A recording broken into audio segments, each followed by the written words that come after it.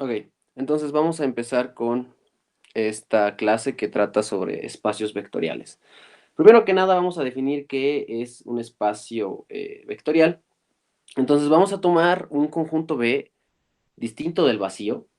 Vamos a tomar este asterisquito. Este asterisquito es una operación binaria, se le llama. ¿Por qué operación binaria? Porque va a tomar dos elementos de algún conjunto y me va a aventar otro elemento. Por eso se le llama operación binaria, porque toma dos cosas y me va a regresar un cierto número, un cierto valor. Y vamos a tomar F un campo. Ustedes ya saben que es un campo, ya vieron que puede haber campos infinitos o finitos. Algunos los estudiaron en cálculo y algunos los estudiaron en álgebra. Entonces, vamos a tomar un conjunto distinto del vacío, una operación binaria y un campo.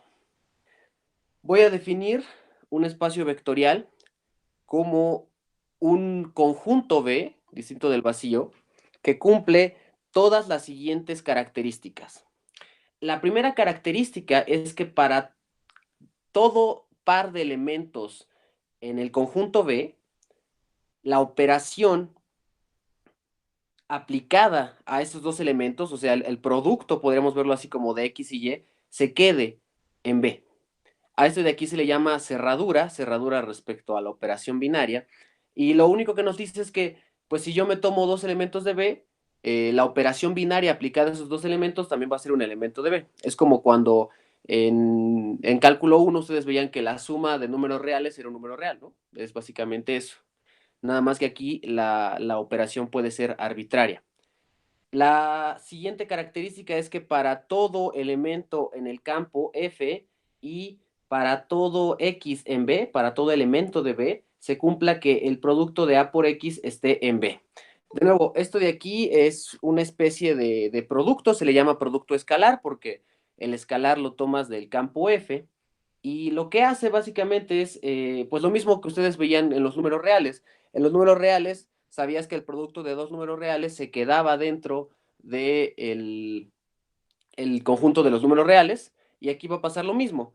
El producto escalar del numerito que está dado por este campo F y el elemento del espacio vectorial también se va a quedar aquí, ¿no? En el conjunto B. Entonces, estas son las primeras dos características que se le va a pedir a un conjunto para que sea espacio vectorial. Se le va a pedir que sea cerrado ante la operación y también sea cerrado ante productos por escalares, que es básicamente lo que ustedes ya conocen del conjunto R, ¿no? La siguiente característica es que para todo par de elementos en el conjunto B, el producto conmute. Es decir, X asterisco Y sea igual a Y asterisco X. Esta característica pues se conoce como conmutatividad, ¿no? Literal, ustedes ya conocen la conmutatividad, saben que el producto de los reales conmuta, saben que la suma de los reales conmuta, y aquí también le vamos a pedir a los elementos que pase eso, vamos a pedirles que su producto conmute, ¿ok? La tercera cosa que les vamos a pedir es que para cada triada de elementos, ¿no? Vamos a tomar X, Y, Z en B, se cumpla esta propiedad de aquí abajo y si lo recuerdan, esto de aquí se conoce como asociatividad, ¿no?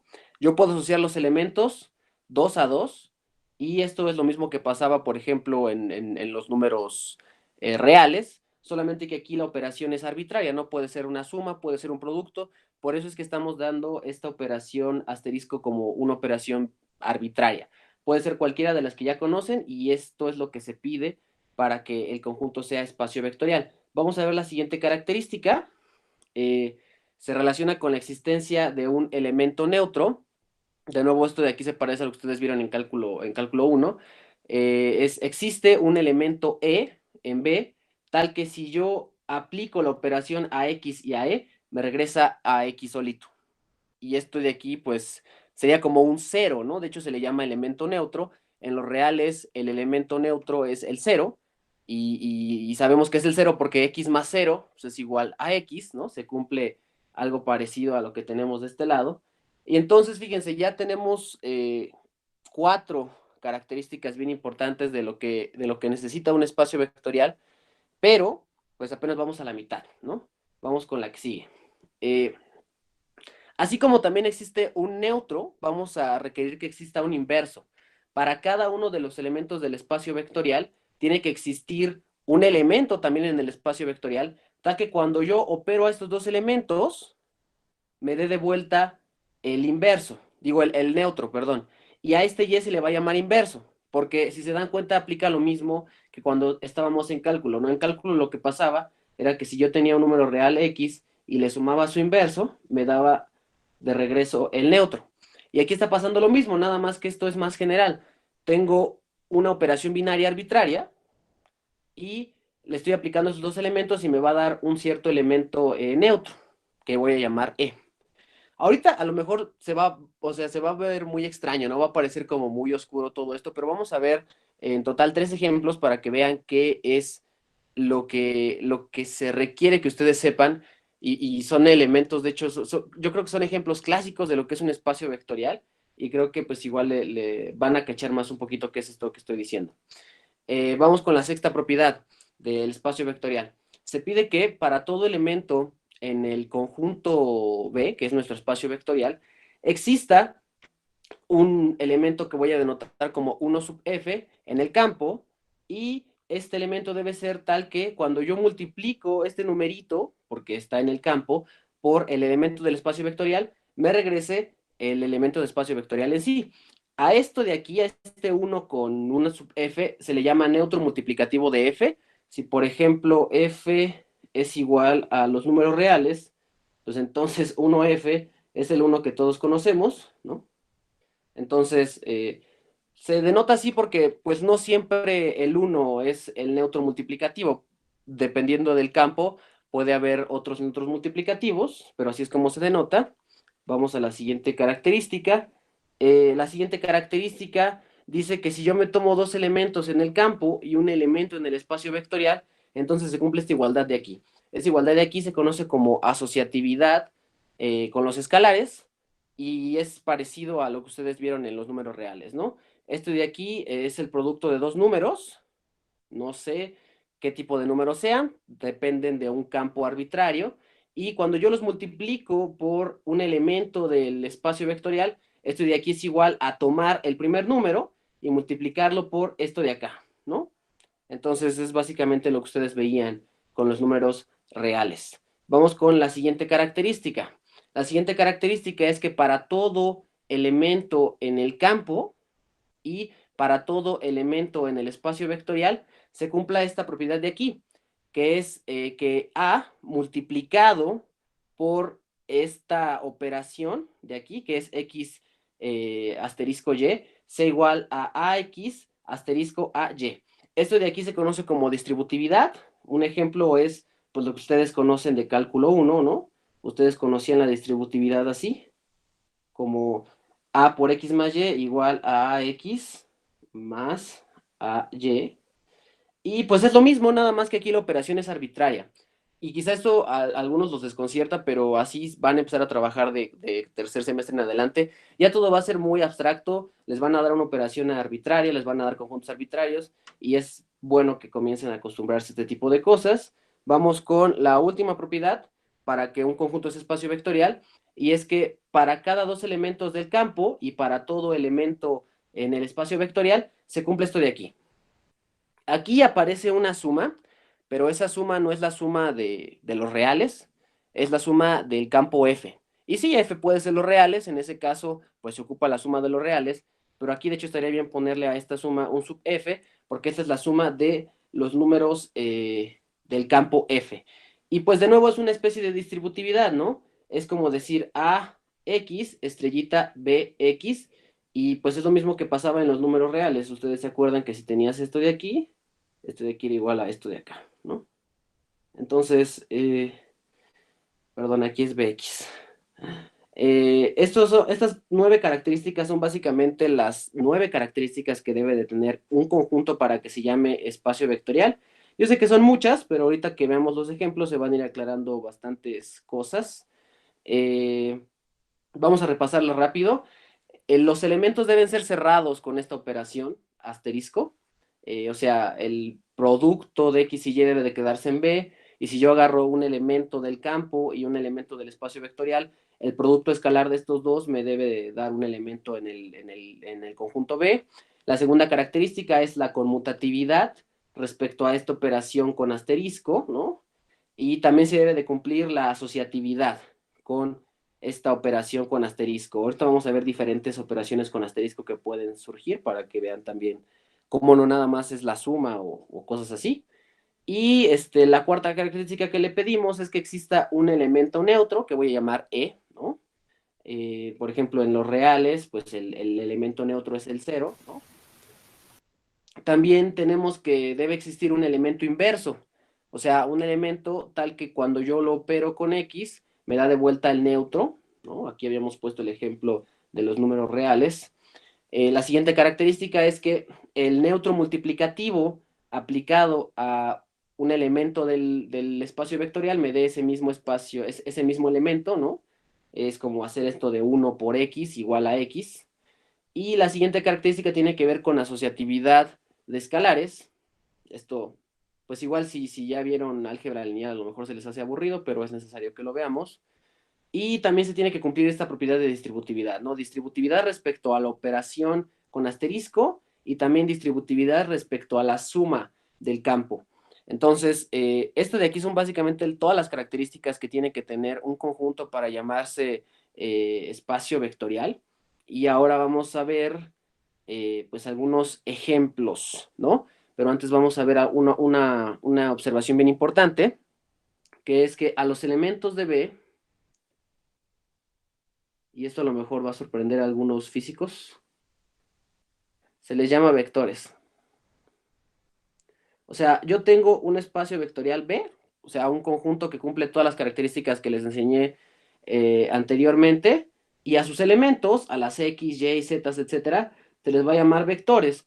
Esto lo digo porque para muchos físicos, incluso a lo mejor si ustedes estudiaron en alguna prepa o algo así, les enseñaron que un vector era una flecha, o que un vector podía ser un par de números, o que un vector, no sé, a lo mejor podía ser bueno, si ya están un poquito más avanzados, a lo mejor también se dieron cuenta que los números solitos también pueden ser vectores, ¿no? Pero el chiste es que todas estas cosas de aquí, que llamamos vectores, son un caso particular de algo más general que estamos viendo ahorita. Vamos a ver varios ejemplos para que vean cómo a las funciones también les podemos llamar vectores, a las matrices también les podemos llamar vectores, a los polinomios les vamos a llamar también vectores. ¿Por qué? Porque en general se le llama vector a un elemento de un cierto espacio vectorial. Entonces, cuando les pregunten qué es un vector, pues no piensen ni en la flecha, ni en el par ordenado, lo que sea. Ustedes digan, un vector es un elemento de un espacio vectorial. ¿Y qué es un espacio vectorial? Es un conjunto distinto del vacío, que con un campo F arbitrario cumple las 9 propiedades que vimos. Eso es básicamente lo que es un espacio vectorial, y ahora vamos a ver varios ejemplos. El primer ejemplo tiene que ver con los polinomios de orden n, de grado n, con coeficientes en un cierto campo C, así es como se denota. Este es el conjunto de los polinomios de grado n con coeficientes en el campo F. Y bueno, voy a ver que esto de aquí es un espacio vectorial. Para ello me voy a tomar dos elementos del conjunto. Vamos a nombrarlos. Entonces, supongan que me voy a tomar el elemento f de x igual a n, x a la n, más a n menos 1, x a la n menos 1, y así me puedo ir hasta llegar a 0, ¿no? Esto de aquí es un polinomio de grado n. Cada uno de estos numeritos a n menos 1, a 0, los voy a suponer que están en el campo f, o sea, son elementos de ese campo. Y pues esto de aquí entonces es un elemento de p sub nf, ¿verdad? Ahora vamos a tomar otro conjunto, digo otro polinomio, de nuevo. Vamos a ponerle unas nuevas variables, bn, ahora bn menos 1, x a la n menos 1, y me puedo ir así hasta b0. Y pues este polinomio también es de grado n. Voy a suponer que todos estos coeficientes de aquí pertenecen al campo f, y entonces todos estos de aquí, f y g, son elementos de este conjunto de polinomios, ¿vale? Ahora, vamos a ver qué sucede con la suma de f y g. Entonces voy a sumar f y g.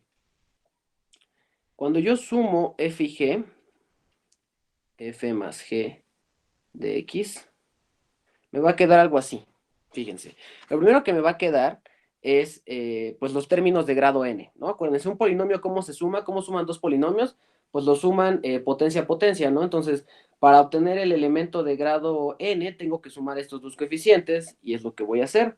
Entonces me va a quedar an más bn multiplicado por x a la n, ese es mi primer elemento, y análogamente, pues voy a tener a sub n menos 1 más b sub n menos 1 por x a la n menos 1. Y si se dan cuenta, esto de aquí va a ser mi segundo elemento. Y pues así me puedo seguir hasta llegar a A0B0, ¿no? Pero si se dan cuenta, esto de aquí de nuevo vuelve a ser un polinomio de grado n. Y como cada uno de estos numeritos está en el campo y un campo es cerrado respecto a la suma, entonces la suma de estos elementos también va a ser parte del campo F. En conclusión, yo puedo decir que todo este elemento de aquí, que es la suma de dos polinomios, pertenece de nuevo a este conjunto, ¿no? Que es el conjunto de los polinomios de grado n con elementos en el campo F. Entonces, estoy viendo que si yo me tomo la operación asterisco como la suma de polinomios, pues los polinomios parecen ser un campo, un espacio vectorial respecto a esta operación y usando este campo arbitrario F, ¿verdad? ¿Qué otra característica tengo que probar? Pues tengo que probar que si yo me tomo una cierta constante C, pues también se quede el producto del polinomio por la constante en este conjunto. Vamos a ver que eso pasa. Entonces vamos a ver algo así como sea C en el campo, y me voy a tomar F como lo había definido anteriormente. El producto de C por F es igual a, y me va a quedar así. El primer elemento me va a quedar C por AN X a la N más C por AN menos 1 X a la N menos 1. Y lo que voy a hacer ahora es seguirme así hasta más C por A0. Entonces, si se dan cuenta, de nuevo, el producto de la constante por el polinomio vuelve a ser otro polinomio de grado n. Y cada uno de estos valores, como son elementos del campo, o sea, como C también pertenece al campo, el producto de dos elementos en un campo, pues se queda en el campo. Esto ustedes lo vieron en cálculo 1. Entonces, esto de aquí vuelve a ser parte del conjunto de los polinomios de grado n con elementos en el campo F. Entonces, si se dan cuenta, lo que estoy viendo es que esta tercia de aquí, la voy a poner en una nueva página, el conjunto de los polinomios de grado n con elementos en f, el campo f y la operación suma de polinomios es un espacio vectorial. Claro, para probar esto de aquí, pues tendría que probar todas las propiedades que les enseñé anteriormente, pero vamos a dar un bosquejo de que esto es verdad. Fíjense, esta de aquí es mi afirmación. Voy a afirmar que esta triada de aquí es un espacio vectorial, y lo que voy a hacer ahora es intentar dar argumentos del por qué. Ahorita ya vimos que tanto la suma de dos polinomios como el producto de una constante por un polinomio resultan ser también polinomios, es decir, esto de aquí es cerrado respecto a la suma, este conjunto de aquí es cerrado respecto a la suma, y pues lo que nos faltaría, por ejemplo, ver es que conmutan los polinomios, que se pueden asociar, todo ese tipo de propiedades ya las debieron haber probado en álgebra. Si no, es bastante sencillo, literal. Si por ejemplo tienen un término de la forma x cúbica y cuadrada, pues esto lo pueden conmutar como y cuadrada x cúbica, ¿no? Realmente no hay mucha dificultad en probar la conmutatividad o la asociatividad. También podían intentar encontrar un elemento neutro. El elemento neutro para los polinomios se puede tomar como el elemento cero, ¿no? El cero que ustedes conocen. ¿Por qué? Porque si yo me tomo el polinomio p de x igual a cero, observen que yo puedo escribir esto como cero por x a la n más cero por x a la n menos 1, y así me puedo ir hasta más cero, ¿no? Esto de aquí, pues me va a dar cero. Obviamente este cero de aquí debe ser el cero del campo, pero lo importante es que vean que este elemento de aquí, si yo se lo sumo a cualquier otro polinomio, pues me va a dar el mismo polinomio. Entonces, esto de aquí es el elemento neutro para los polinomios. Si ustedes, por ejemplo, quieren encontrar el elemento inverso, pues tampoco es tan difícil, ¿no? Vamos a ver un ejemplo concreto. Tómense p de x igual a x cuadrada, y entonces yo puedo asociarle un inverso de la siguiente forma. Lo voy a denotar así, ¿no? Esto es pura notación, no significa nada. Y entonces cuando yo sume p más p a la menos 1, este de aquí es como tener pues, x cuadrada más menos x cuadrada, y eso de aquí me va a dar de regreso el cero del campo, ¿no? Entonces, si se dan cuenta, a los polinomios, con la suma y con este campo, pues les puedo asociar un elemento inverso, un elemento neutro, el elemento neutro multiplicativo del campo, pues también está fácil, ¿no? Es básicamente el 1 que esté en el campo, por eso no vamos a tener tanta dificultad. Y en general, con todos estos argumentos que les estoy diciendo, se puede demostrar que este conjunto de aquí es espacio vectorial. O sea, cumple todas las características que les enseñé anteriormente. Y pues si se dan cuenta, aquí los elementos del espacio vectorial son polinomios. Entonces, los polinomios resultan ser vectores. Se dan cuenta, los polinomios les puedo llamar vector porque este conjunto de aquí es un espacio vectorial. Entonces, por ejemplo, f de x es un vector, ¿no? ¿Por qué? Porque es un elemento del espacio vectorial y yo le llamo vectores a los elementos del espacio vectorial. Entonces, esto fue básicamente el primer ejemplo. Vamos a ver el que sigue. El que sigue es un ejemplo infinito. Si se dan cuenta, los espacios vectoriales van a tener también una cierta dimensión. Esto de aquí se dice que es finito porque la cantidad de elementos que tiene el polinomio pues son finitos, ¿no? Si se dan cuenta, es una suma finita. Vamos a ver un ejemplo ahora infinito, que eso es a veces lo que no les enseñan en álgebra lineal. Voy a tomarme a ese F como el conjunto de todas las sucesiones con elementos en F. Entonces, el conjunto de todas las sucesiones con elementos en F. Entonces, ¿cómo podemos tomar dos elementos de este conjunto? Pues simplemente haciendo esto, ¿no? AN y BN los tomamos aquí, en SF. Ok. Entonces, ustedes en cálculo ya demostraron que, por ejemplo, la suma, ¿no? Va a ser la suma del campo porque los elementos de la sucesión son elementos del campo. Ustedes ya demostraron que esta cosa de aquí también resulta ser una cierta sucesión, ¿no? Y de hecho también demostraron que si yo tengo multiplicado, esto lo voy a poner en una cajita por acá, ustedes vieron que si yo tengo una constante, la voy a llamar una constante C, multiplicada por una sucesión, este de aquí es igual a C por AN, y resulta que esto de aquí también es elemento del campo, ¿no? Entonces, con estas dos cositas que tengo, pues ya me puedo ir dando una idea de qué elemento, de qué espacio vectorial voy a tener, con qué operaciones. Vamos a anotarlo de este lado. El espacio vectorial que puedo formar con las sucesiones es este. Tomo el conjunto de todas las sucesiones, tomo el campo F y tomo la suma, ¿no? La suma también va a ser la del campo. Este de aquí también es un espacio vectorial porque se cumplen las 9 condiciones. Y ahorita nada más les demostré que se cumple la primera condición, vectorial.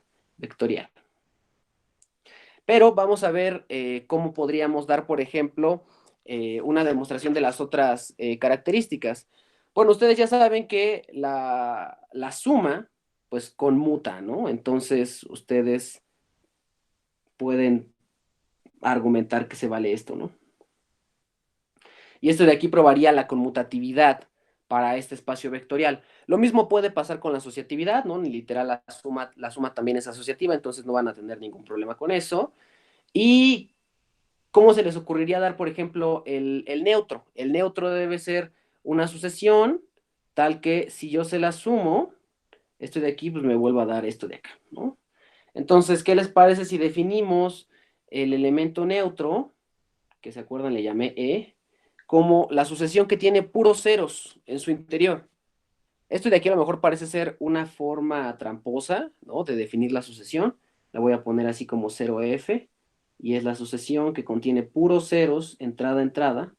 Entonces, cuando yo sume, pues todos los elementos, literalmente a todos les voy a sumar cero y me va a dar de vuelta esto. Entonces, este de aquí resulta ser el elemento neutro para el espacio vectorial, ¿ok? Vamos a ver cuál sería el elemento inverso. El elemento inverso seguramente también ya saben o ya tienen un poquito de idea de cómo se forma. Entonces, dada una sucesión AN, ¿qué le tengo que sumar para que me dé la sucesión de ceros? Pues a lo mejor es buena idea sumarle esto, ¿no?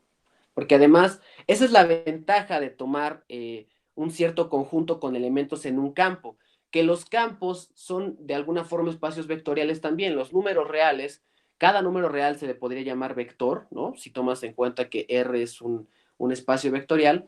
Y estas cositas de aquí, pues nos ayudan, por ejemplo, a que la suma de estos dos elementos, pues me va a dar esto de aquí. Entonces ya también tengo definido los inversos, ya definí lo que es el neutro, y así puedo irme para demostrar cada una de las características que aparecen en la lista que les di, ¿no? Que debe cumplir un espacio vectorial. Entonces, esto de aquí es una argumentación del por qué este conjunto de acá también va a ser un espacio vectorial. Y entonces, fíjense ahorita cuáles son los elementos del espacio vectorial. Son sucesiones. Y por lo tanto, las sucesiones también pueden ser llamadas vectores. Entonces, ya vimos que se le puede llamar vector a los polinomios, ya vimos que se le puede llamar vector a las sucesiones, y vamos a ver ahora un último ejemplo, que de hecho es el ejemplo que ahorita nos va a interesar más. El tercer ejemplo consiste en definir el siguiente conjunto.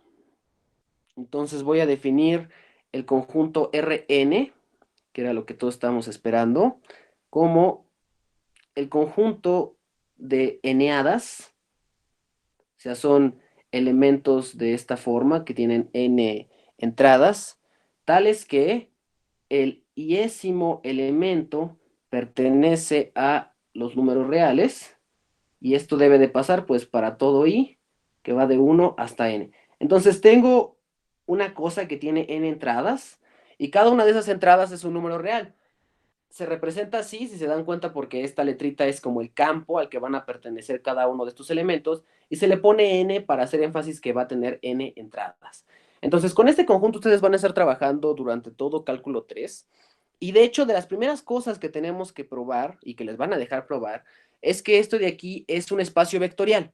Entonces, para ver qué es espacio vectorial, vamos primero a encontrarle una operación, y pues para hacer eso, ¿qué tal si empezamos por tomar dos elementos de este conjunto?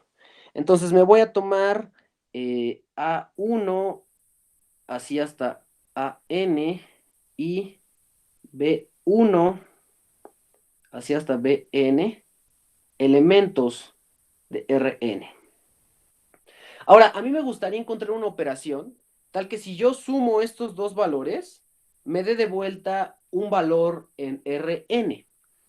Yo sé que R es campo, entonces yo sé que la suma de aquí es cerrada, o sea, la suma de dos elementos en R, pues va a ser un elemento en R. Entonces, ese va a ser mi primer candidato a operación binaria, la suma de vectores en dimensión n. Esto de aquí se denota así, ¿no? Vamos a ponerlo. Así se denota, como la suma de los números reales. Nada más hay que tener cuidado de cuando estamos sumando eneadas, cuando estamos sumando sucesiones, cuando estamos sumando polinomios, y en este caso estamos sumando eneadas, ¿no? Entonces se va a denotar así. Y si se dan cuenta, esto de aquí me va a dar un nuevo elemento. Este nuevo elemento, déjenme, hago esto más chiquito. Este nuevo elemento, yo estoy casi seguro de que va a dar un elemento en Rn, y la razón por la que sé que va a dar un elemento en Rn es porque sé que la suma es cerrada, ¿verdad? Entonces vamos a anotarlo aquí. Este de aquí va a ser A1, más B1, y así me puedo ir hasta AN más BN. ¿Ok? Y este elemento de aquí también es un elemento en Rn, porque repito, y eso es bien importante, se los va a repetir mucho Marco, la suma del campo es cerrada, por lo tanto cada uno de estos elementos va a ser un elemento de R, y esto de aquí entonces va a ser una eneada que vive en Rn. Entonces fíjense, con esta operación que es la suma de eneadas, como que esto de aquí me da indicios de que voy a tener un espacio vectorial. ¿Qué pasa si ahora nos tomamos un número, una constante, C, real, y multiplico la eneada por un vector, ¿no? Entonces vamos a hacer eso.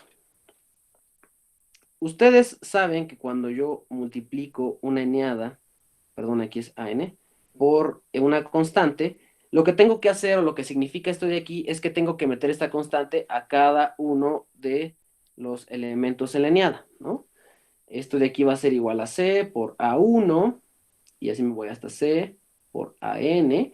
Y si se dan cuenta, esto de aquí es el producto de dos números reales. Todos estos de aquí son elementos de dos números reales. Y yo sé que el producto de los números reales es cerrado. Entonces, esto de aquí también va a pertenecer a Rn. Toda esta eneada de aquí va a pertenecer a Rn. Entonces, fíjense, ya estoy encontrando operaciones con las cuales yo le voy a dar estructura de espacio vectorial a Rn. Y de hecho es bastante interesante porque entonces yo puedo afirmar lo siguiente. Me voy a tomar Rn como conjunto inicial, me voy a tomar el campo de los números reales y me voy a tomar la operación de suma y voy a decir que esto de aquí es espacio vectorial. Y esa de hecho es la primera característica importante que se le da a Rn, que es espacio vectorial. Va a ser de las primeras cosas que van a demostrar y pues los voy a espolear un poco. Ustedes ya vieron que la suma de dos eneadas, ¿no? Va a dar otra eneada y ya vieron que el producto de una constante de R por una eneada de acá me va a dar otra eneada. Pero, por ejemplo, ¿cuál sería el elemento neutro en, en este espacio vectorial? Bueno, el elemento neutro, pues va a ser un elemento de esta forma, ¿no?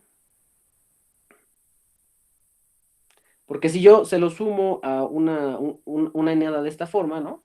Perdón, aquí es a 2. Pues por lo que vimos, esto de aquí me va a dar de vuelta esto de acá, ¿no? Entonces, este vector, esta eneada que tiene n elementos, y todos son cero, es buen candidato a ser el elemento neutro de mi espacio vectorial. Entonces, así como, por ejemplo, definí el elemento neutro, pues podría definir el elemento inverso. ¿Qué se les ocurre definir para el elemento inverso? Bueno, pues la idea es parecida, ¿no? Vamos a anotarla. Esto de aquí ya son spoilers, se supone que esto de aquí lo van a demostrar con mayor profundidad en cálculo 3, pero es bueno que lo vayan sabiendo. Entonces, yo tengo una eneada. Le voy a sumar la misma eneada, pero le voy a meter un -1 a cada una de las entradas. Y esto de aquí me debe de dar de vuelta esto de acá, ¿no? Entonces, si se dan cuenta, puedo definir bien quién es el neutro, puedo definir bien quién es el inverso, porque, pues, gracias al cielo yo estudié R, ¿no? Y yo sé que R, pues, tiene propiedades de campo, entonces, gracias a que R es campo, podríamos afirmar que esto de aquí también es espacio vectorial, ¿ok? Entonces, esa es la primera conclusión. Rn es un espacio vectorial. Ahora, ya que sé que es un espacio vectorial, una de las primeras cosas que le voy a definir es un producto interno. ¿Qué es un producto interno? Bueno, pues básicamente es algo, una función, que se le tiene que definir a un espacio vectorial solo si este espacio está bien definido. Entonces, vamos a empezar a trabajar sobre un espacio vectorial. Vamos a decir, sea B un espacio vectorial sobre F. Voy a definir un producto interno como una función. Esta función es una función que toma dos elementos del espacio vectorial y me regresa un elemento del campo. se va a representar así, con esta notación bonita, como esos de aquí no son corchetes ni llaves, son como unas flechitas. Y esta función de aquí debe de cumplir ciertas cosas. La primera cosa que debe de cumplir es esta de acá. Para todo x, y, z en el espacio vectorial y para toda constante en el campo, se cumple que eh, el producto interno de x más y con z es igual al producto interno de x y z más el producto interno de y con z. Entonces, si se dan cuenta, esto de aquí es como abrir la suma. Aquí estoy sumando en la primera entrada y lo que hago es que cada una de estas sumas, ¿no? Se va a repartir en dos sumas diferentes. Entonces, esta es la primera característica que debe de cumplir la función producto interno, que en la primera entrada, porque es una función que toma dos elementos, es una función de dos variables, ¿no? Y en la primera entrada debe de ser aditiva, debe de abrir sumas. ¿Ok? La siguiente característica es que si yo multiplico un elemento del campo por X y luego hago el producto interno de CX por Y, esto de aquí es igual a tomar el producto interno y multiplicarle esa constante. Si se dan cuenta, estas características de aquí solo se cumplen para la primera entrada de la función. Entonces decimos que como abre sumas en la primera entrada y saca constantes en la primera entrada, entonces es lineal en la primera entrada. Y esa es la primera característica que se le pide a un producto interno. Si ahorita esto se les hace muy abstracto, no se preocupen, vamos a ver de nuevo ejemplos para que vean cómo podemos definir diferentes productos internos y se van a sorprender de que también hay productos internos para funciones, para matrices, etcétera. La tercera característica es que el complejo conjugado de el producto interno sea igual a esto de aquí. Ahora, ¿por qué complejo conjugado? Bueno, vamos a regresarnos. Ustedes vieron que el producto interno es una función que toma dos elementos del espacio vectorial y me regresa un elemento del campo. Este campo de aquí, pues yo no sé si es finito, no sé si es infinito, pero sé que al menos cae en los números complejos. ¿Por qué? Bueno, ustedes, si no han visto los números complejos, no se agobien, pero en general se puede probar que los números complejos son cerradura algebraica de los números reales que ustedes ya conocen, y entonces, digámoslo así, si el campo no es F, digo, si el campo F no es R, entonces al menos debe ser un número complejo. Entonces, por eso es que puedo sacar el complejo conjugado, porque este campo a veces puede ser los complejos, puede ser un campo finito, puede ser los números reales, y yo, sin importar en qué campo caiga, siempre puedo sacar el complejo conjugado, porque los números complejos, pues básicamente engloban a todos los demás campos que ustedes conocen hasta ahora, ¿no? Es como el campo más grande que conocen. ¿Qué pasa si, por ejemplo, mi campo son los reales? Bueno, esta, esta observación es bien importante. Si F son los números reales, entonces la característica C se convierte en esto de aquí. Y esto de aquí se dice que es simétrico. Entonces, vamos a repasar un poquito esta última parte. Ya vimos, tiene que ser lineal en la primera entrada. Y esta segunda característica es que el complejo conjugado de este elemento de aquí sea igual a y, x, ¿no? O sea, literal como que cambié los elementos de entrada y pues como se los acabo de decir, si f es el conjunto de los números reales, entonces esta propiedad del complejo conjugado resulta que se convierte en esta de aquí, ¿vale? De hecho, muchas veces se van a encontrar con esta expresión de acá y van a evitar esta de aquí porque pues muchos libros trabajan nada más con los números reales, pero esto de aquí es la expresión general, ¿ok? Así es como lo pueden encontrar, por ejemplo, en el Freakbert. Vamos a ver la última característica. La última característica es que el producto interno de un mismo elemento consigo mismo sea igual a cero o mayor o igual que cero, ¿no? Y va a ser cero solamente si ese elemento de aquí, el X, es el cero del espacio vectorial. Entonces, tenemos esas cuatro características, vamos a repasarlas rápido. La primera característica fue que sea lineal en la primera entrada, ¿no? Tiene que ser lineal en la primera entrada, abre sumas en la primera entrada y también saca constantes en la primera entrada. La tercera característica es que el complejo conjugado de XY sea igual a YX, y si F es igual a R, entonces esa característica se convierte en que XY sea igual a YX, ¿ok? Aquí es simétrico el producto interno. Y la última característica es que el producto interno de X consigo mismo siempre es mayor o igual que cero y solamente va a valer cero si y solo si X es el vector cero. Entonces vamos a ver ejemplos concretos de cómo se ven los productos internos. El ejemplo uno me gusta mucho porque igual se lo pueden encontrar en cálculo. Vamos a tomar a este conjunto como el conjunto de funciones continuas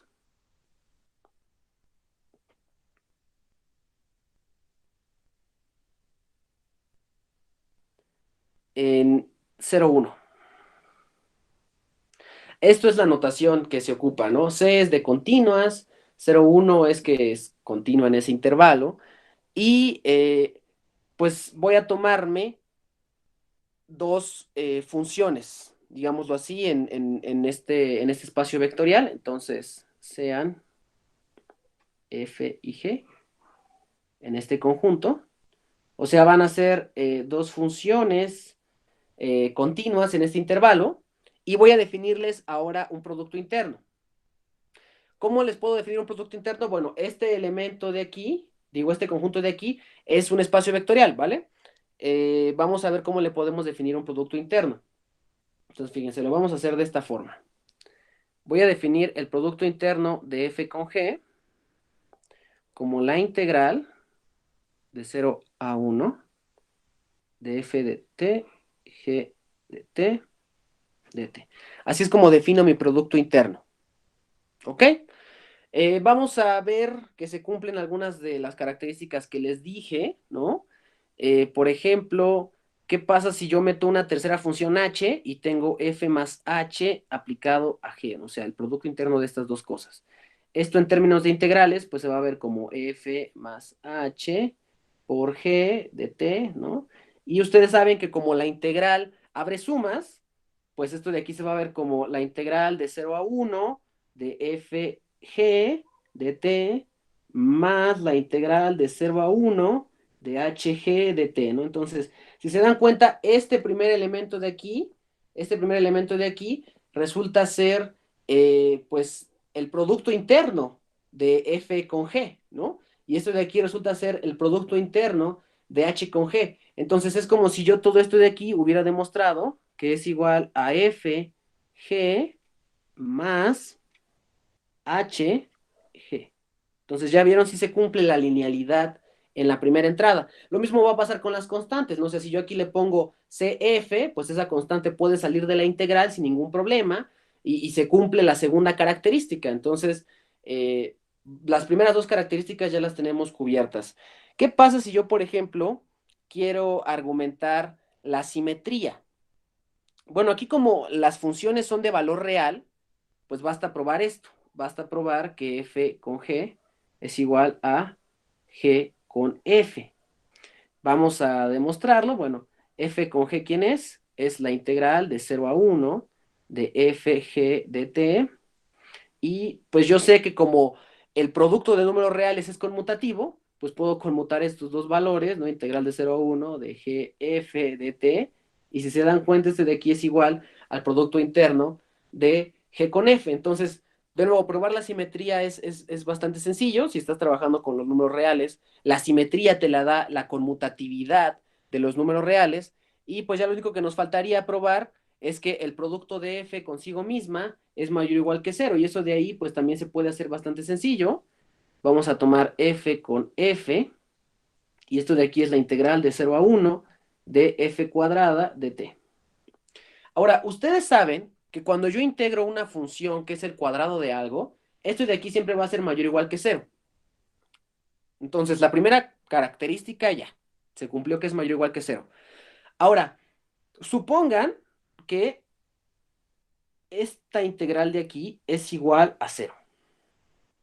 Ustedes saben que esto pasa sí, solo sí, porque además es continua, ¿no? Entonces eso es algo que nos ayuda mucho. Esto pasa sí, solo si f cuadrada es igual a cero, o sea, el integrando es igual que cero, y f cuadrada es igual a cero, sí, solo si f es cero. Entonces, si se dan cuenta, estoy demostrando la última característica de este producto interno, ¿no? Estoy diciendo, mira, el producto de f consigo mismo es siempre mayor o igual que cero y va a valer cero si, solo si el elemento, el integrando, es cero. Entonces, así es como se demuestra que este producto de aquí es un producto interno. Si se dan cuenta, es un producto interno que a lo mejor no muchos habían visto. Es un producto de funciones y luego integramos ese producto de funciones. Y pues vamos a cambiar de ejemplo. Ahora vamos a ver un ejemplo más general que el de Rn, pero que nos va a servir ahorita para definirle un producto interno a Rn. Entonces me voy a tomar este conjunto, es parecido al que vimos hace rato, ¿no? Es el conjunto de eneadas, pero ahora cada uno de los elementos de la eneada es un elemento del campo F. Entonces, ¿cómo le hago para definirle un producto interno a todo esto? Esto de aquí va a ser un espacio vectorial. ¿Cómo se lo defino? Bueno, me voy a tomar X igual a A1 a N y me voy a tomar Y como B1 así hasta Bn. Obviamente esos de aquí son elementos del el espacio vectorial, ¿no? Voy a definir el producto interno de X con Y como la suma desde I igual a 1 hasta N de AI. Y como no sé si F contiene números complejos o no, le voy a poner que sea BI conjugado. Ahorita va a tomar sentido eso de que sea conjugado o no. Pero el chiste es que este producto de aquí es el producto interno para este campo. Y de nuevo, puedo probarlo como lo hicimos hace rato con las funciones, ¿no? ¿Qué pasa si yo, por ejemplo, tuviera esto de aquí? X más Z, póngale, Y.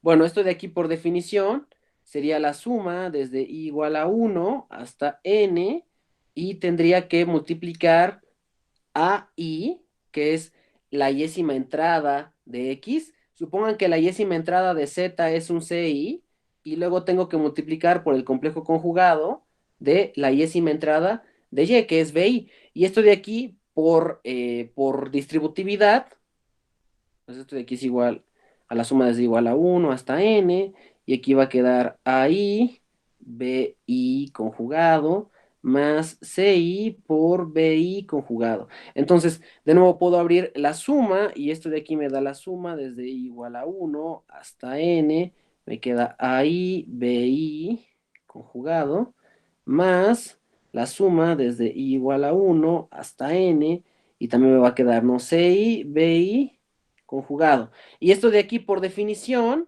pues es el producto interno de X con Y, ¿verdad? Y esto de aquí es el producto interno de Z con Y. Entonces, si se dan cuenta, pude probar que este producto interno de aquí abre sumas en la primera entrada. Y también se puede probar análogamente de que también saca constantes en la primera entrada, ¿no? Es lo mismo, el mismo razonamiento. Aquí voy a tener una constante por esto de aquí y esa constante sale de la suma y entonces voy a tener que también, voy a tener en total que todo esto de aquí es lineal en la primera entrada.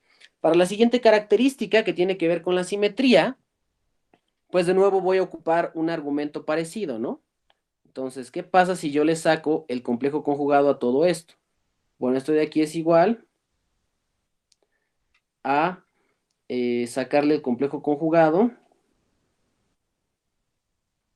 Si no saben qué es el complejo conjugado, acuérdense que si ustedes tienen, por ejemplo, el número x más y, el complejo conjugado va a ser igual al complejo conjugado de x más el complejo conjugado de y. Supongan que x es número real, entonces esto de aquí es x más menos y.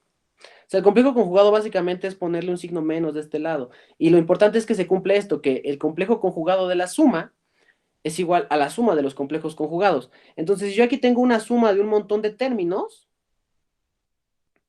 esto de aquí lo puedo ver como la suma desde i igual a 1 hasta n de a i conjugada, y luego fíjense me va a quedar bi doble conjugada, pero que algo esté doble conjugado significa que se queda igual, ¿ok? O sea, esto de aquí es igual a la suma desde i igual a 1 hasta n de ai, y aquí aparece ai conjugado, perdón, y aquí aparece bi, o sea, eso también se cumple, el conjugado del conjugado es igual al mismo numerito, y entonces, si se dan cuenta, esta última expresión a la que llegué es lo que yo quería, ¿no? Esto de aquí es y x, ¿no? O sea, es esto de aquí.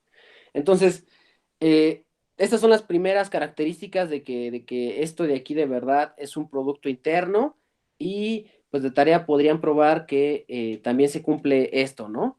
Esto de aquí es mayor o igual que cero, y va a valer cero si, solo si, pues el elemento del que estamos hablando es el cero, ¿no? Pero fíjense que este producto interno está bien padre porque es arbitrario para cualquier campo. O sea, yo me tomo un campo F, defino Fn así, y este producto interno me va a servir para cualquier campo que yo tenga. Entonces, ¿qué les parece si ahora nos tomamos un caso particular y tomamos que ese campo sea igual a los números reales? Entonces, ¿qué pasa si yo me tomo F igual a R? ¿Qué pasa?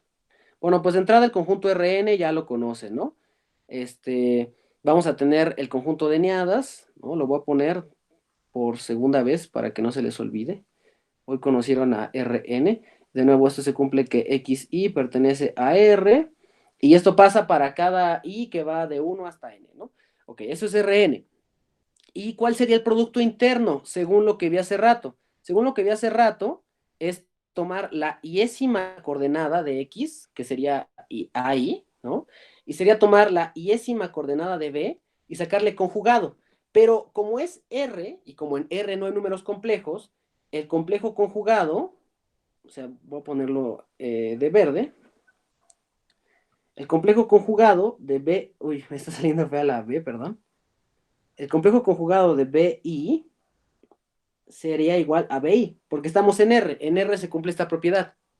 El complejo conjugado de un número es el mismo número. Entonces, si yo uso esta propiedad de aquí, resulta que mi producto interno en Rn se me va a definir de esta forma. Esto de aquí es la suma desde i igual que a 1 hasta n de AI, BI. Y entonces esto de aquí está bien padre, porque si se dan cuenta, esto es algo que ustedes ya conocían. Si son físicos, a lo mejor les suena un poquito más. Esto de aquí es algo que ustedes llaman producto punto. Y se los voy a poner como explícitamente para que vean y le agarren un poquito más la onda. El producto punto es algo que a lo mejor a todos nos enseñan en alguna clase de física. Y lo que te dice es esto: si tú tienes dos vectores del mismo, perdón, aquí es AN, tienes dos vectores de la misma dimensión, en este caso son vectores de dimensión n, puedes definir un producto que llamas producto punto,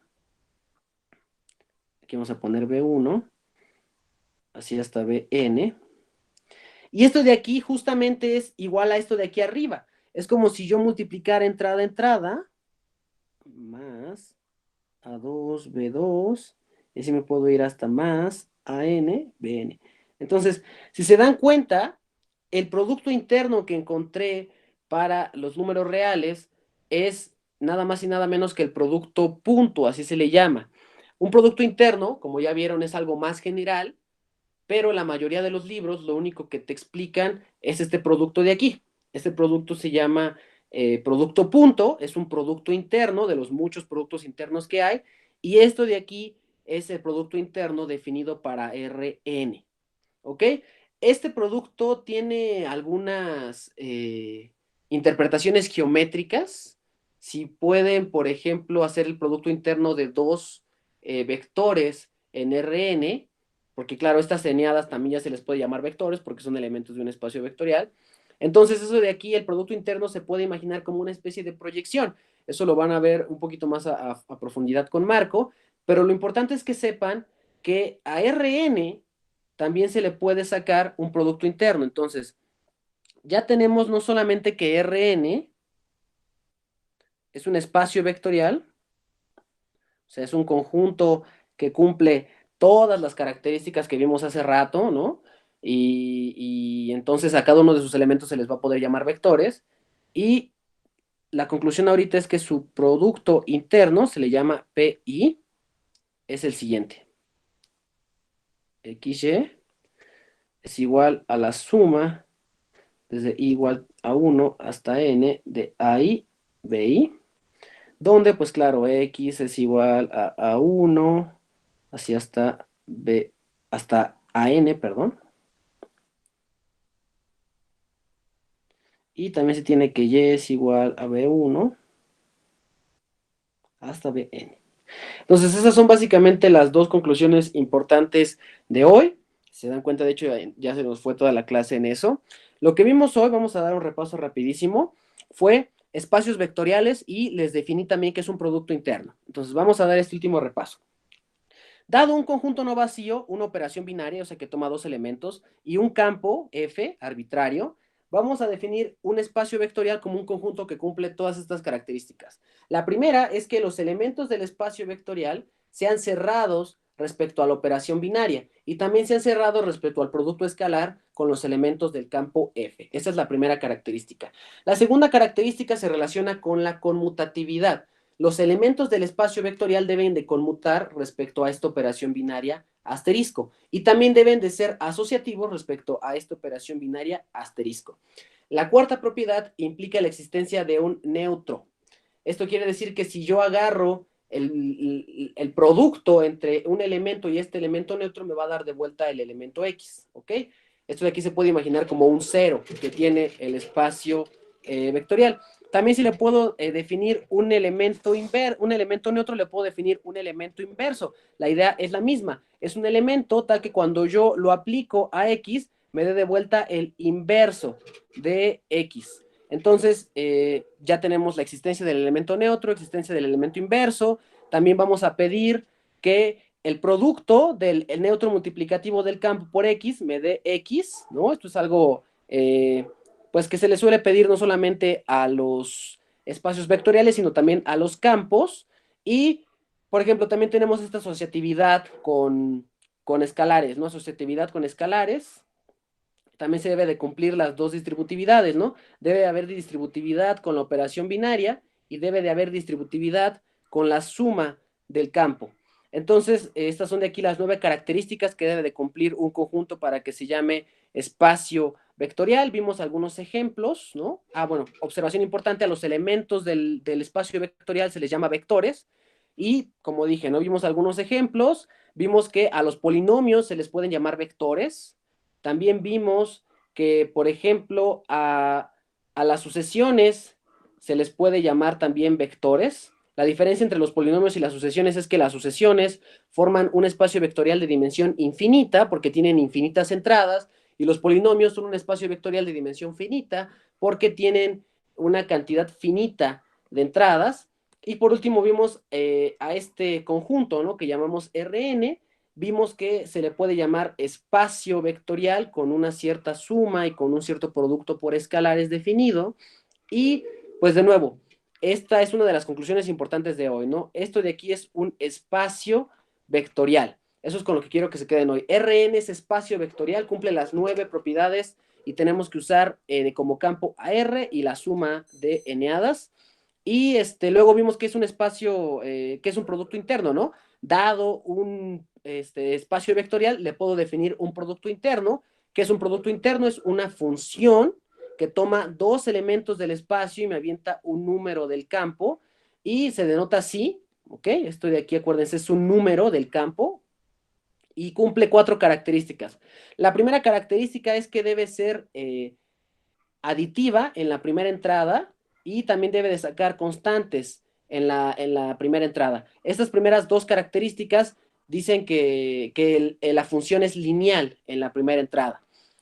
También tenemos que se debe cumplir esta tercera característica, que es que el complejo conjugado de XY sea igual a YX. ¿Por qué sacamos complejo conjugado? Porque todo esto de aquí es el elemento de un cierto campo. Y yo sé que los campos están encerrados por los números complejos. Si mi campo no tiene números complejos, entonces la tercera característica se vuelve una característica de simetría, que es esta de aquí. Y la última característica es esta, ¿no? El producto interno de un elemento consigo mismo se... ¿Sí ven la pantalla? Ah, sí. Sí se ve la pantalla, es que según yo se desapareció. Sí, porque... Ok, a ver. Sí se ve, ahorita está en el inciso D. Ah, ok, va, gracias, perdón. Ok, entonces, esta es la tercera, la cuarta característica, ¿no? Debe de ser siempre mayor o igual que cero el producto interno de un elemento consigo mismo y vale cero solamente si el elemento X es el cero. Y esas son las cuatro características que se le pide a un producto interno. Ahora, vimos también varios ejemplos, ¿no? Porque en general, pues nada más se les llega a enseñar a las personas producto interno aplicado a vectores, ¿no? Aplicado a matrices, pero por ejemplo aquí vimos un producto interno aplicado a funciones, demostramos que se pueden cumplir esas características para este producto de funciones y también vimos que puede pasar algo parecido para eneadas en un conjunto arbitrario, ¿vale? Entonces, pues eso fue básicamente lo que vimos hoy, ¿no? Después vimos que un caso particular de este producto interno es el producto interno para los números reales, ¿no? Para Rn, y pues vimos que este producto interno casualmente coincide con el producto interno que ustedes conocen como producto punto, ¿no? Entonces, esto de aquí fue básicamente lo que vimos hoy. Las dos conclusiones importantes son estas, ¿no? Que Rn es un espacio vectorial, y ya les enseñé qué operación y con qué campo es un espacio vectorial, y también que tiene un producto interno definido, y es este de aquí. Es muy fácil, literal. Vas a multiplicar entrada por entrada y las vas a sumar todas. Eso es básicamente lo que es un producto interno para Rn. Eso fue básicamente todo lo que definimos hoy y con eso acabaría la clase de hoy. Mañana vamos a ver cosas relacionadas a la métrica, porque con la métrica podemos, con el producto interno, perdón, podemos definir una métrica y también vamos a ver algunas cositas de completez. Entonces, eso fue todo de mi parte. Espero les haya gustado. Si tienen dudas, pues lo podemos ver después o me las dicen ahorita. Y si no, pues eso ya sería todo.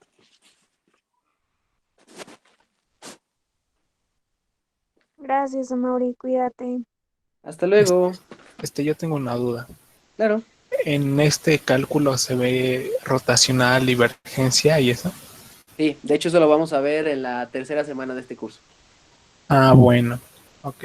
Y también se ve su interpretación. Es que he visto luego como imágenes en Google, pero como que son vectores que están deslocalizados, por así decirlo.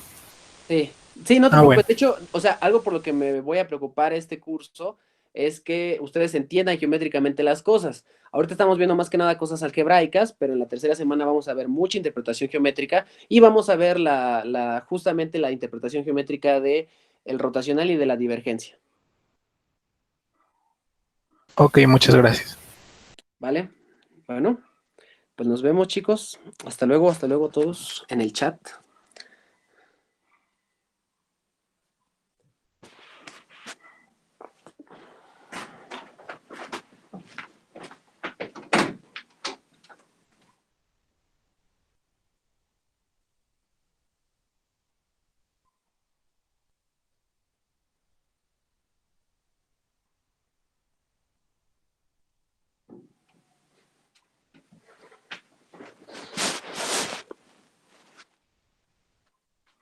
Adiós, adiós a todos.